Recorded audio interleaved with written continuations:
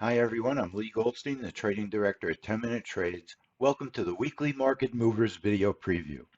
This is our trade room schedule, as well as a look at all the events that we feel will move the futures markets in the upcoming week. So let's get started. Please remember that all times are Eastern Time.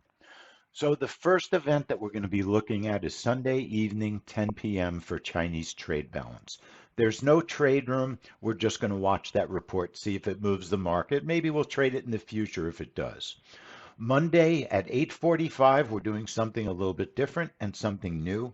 We're going to have a trade room for the crude oil open, and we'll stay in the room for the NQ open. That room starts at 8:45 and it'll go at least until 9:45 in the morning on Monday.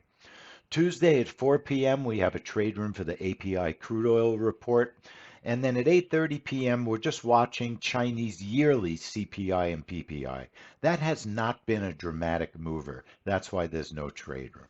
Wednesday morning, 9:30, we have two events, the JOLTS job openings report and crude oil. The JOLTS report, you can assume as it stands now that I'll be doing a trap trade on that report. There is no daily market mover, no trade report for that particular event. So come into the trade room and see how I'll trade it. And again, crude oil inventories will stay in the room for that event.